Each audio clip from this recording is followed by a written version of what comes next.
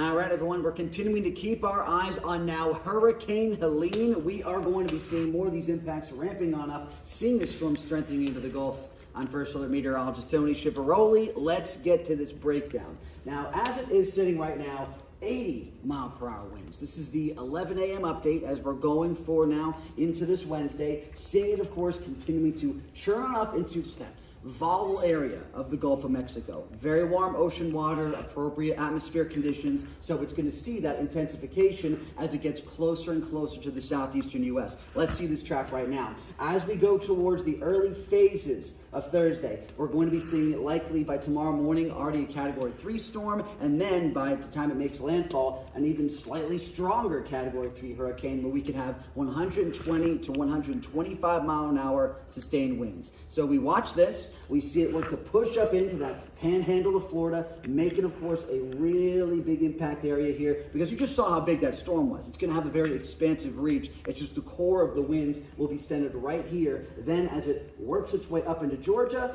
it's going to likely bank more towards the west as opposed to towards South Carolina because we're seeing an area of high pressure moving off of our coast. That has really kept, of course, areas like the coast, Charleston, Myrtle Beach, and anywhere over to the PD, likely going to be seeing much lesser impacts from this because of how the core is holding over here. So as we see that move along, we will eventually see it still trying to putter out a bit over Tennessee, Kentucky, but that's going to be by the time we get into this upcoming weekend. Now, I do want to, of course, bring us into the local impacts, see what's going to happen here, because this is, of course, what many of you likely have questions about.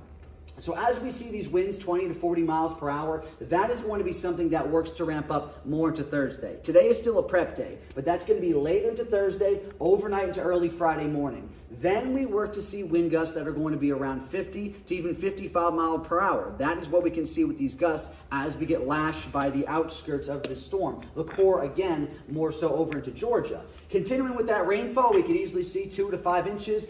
I still think it's going to be a little bit on the lower end of that scale, at least the further towards the eastern part of our viewers that you get. The closer to the upstate, yeah, they could see potentially that 4 to 5 inch range, especially within downpours and thunderstorms that form within all of this. That's still going to be something we need to continue to update, keep our eyes on. And this is the one, of course, more people should be worried about. Still not as likely, but it's possible. Isolated tornadoes can spawn from this system as it rolls its way up, and we're on the appropriate side of the storm as it tracks its way through the Midlands. So going into our Wednesday, I could say it again, it's a prep day. It is just going to be a couple of spotty showers and storms. That's going to be it. We're not going to be seeing anything else otherwise. So you can still get a little storm today, but it's not going to be anything near the impacts we could see getting into Friday. Now here's Thursday, so sandwiched in between. Over towards the upstate, we're going to be working up with some heavy rain. We see it really encompassing just a little bit, trying to eke its way into Saluda and Newberry County. But then, look at this, Thursday afternoon, it pushes on in. We get the initial brunt of moisture, of some showers and storms from this, but this is still not going to be more of the main activity for us because the core of the storm is still down in the Gulf. It's still churning its way up. It's just continuing to expand so much, send moisture up our way, that we're going to get this initial batch of showers and storms.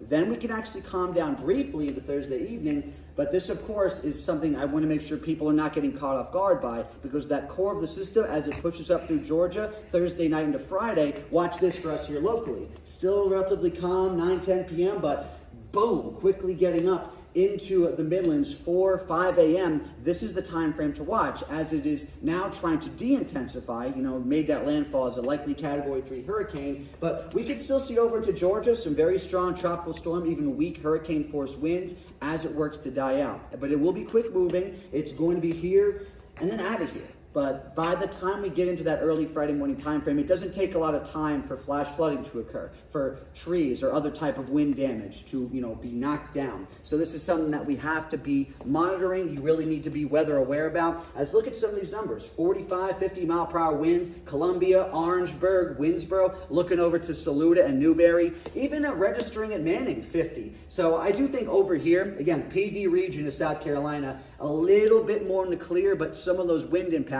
because of how large this storm is going to be, can still be over that way. So this is just something we got to keep watching, need to keep first alerting you to as we take you through the rest of this week. As we eventually then work to calm it down, getting into Friday evening, and that's basically going to be setting up the stage for, not a bad outlook for commuters home. even for some high school football games. Still breezy, but the system has already passed by the time we get late into Friday.